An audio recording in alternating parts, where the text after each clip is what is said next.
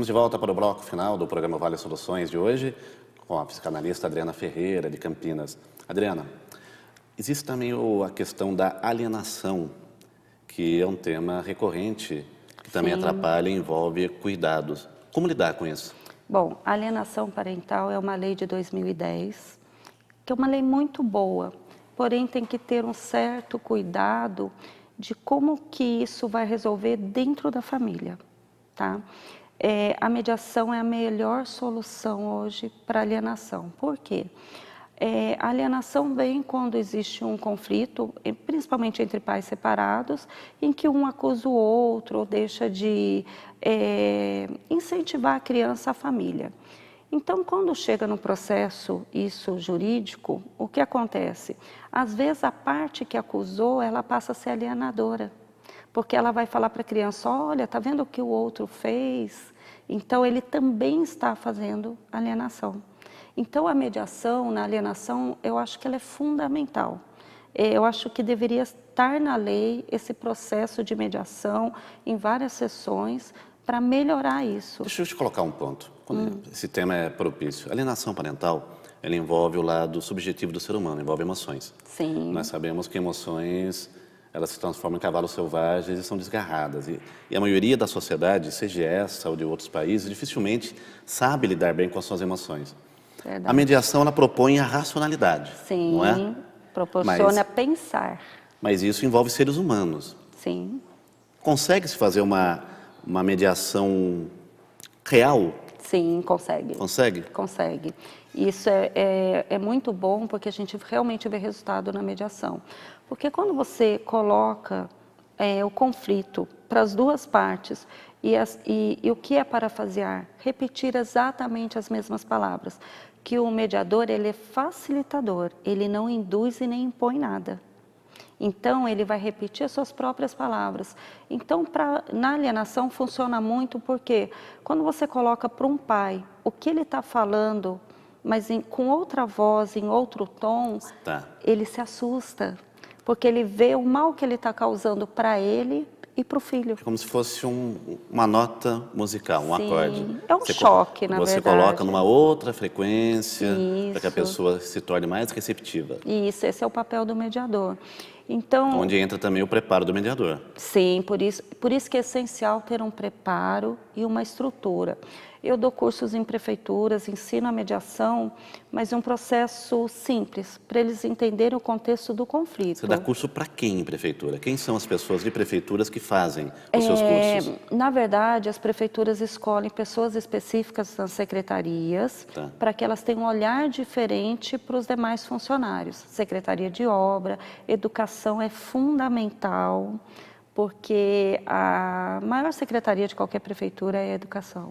E hoje a educação no país é lamentável para os dois lados, tanto no processo de como se enxerga o professor e de como ele se sente desvalorizado. Então é essencial a mediação nessa área. Ali cabe uma boa mediação de conflitos, né? Cabe, é um conflito muito grande nessa área. E daí o que acontece? Quando eu ensino eles a olharem. E é muito engraçado que em todo o curso eu gosto de colocar um exemplo. E eu gosto muito de colocar assim, duas mulheres querendo comprar a mesma bolsa e o gerente da loja ser mediador.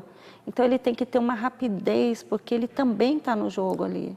Mas aí é uma tarefa impossível, né? Não é. Quase que impossível. Qual é a intenção nisso? Ele tem que tirar o foco do conflito. Ele apresenta um sapato. Ele mostra que ele tem uma loja inteira. Ele tirou o foco da bolsa e ele mostra várias oportunidades. Mediar conflitos é isso. Você tira o foco, mostra que é um ganha-ganha, não é um ganha e perde, porque a alienação é um ganha e perde.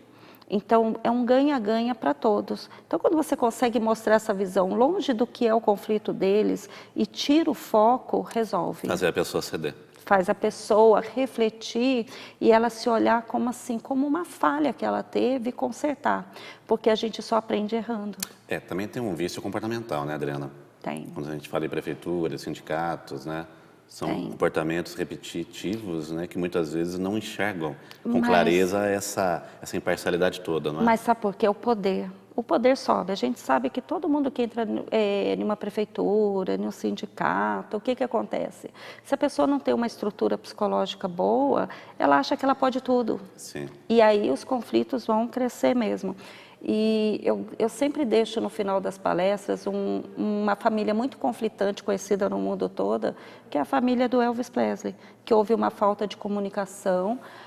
A desestrutura da família, a gente sabe que levou a um processo de depressão, muitos medicamentos e praticamente um suicídio.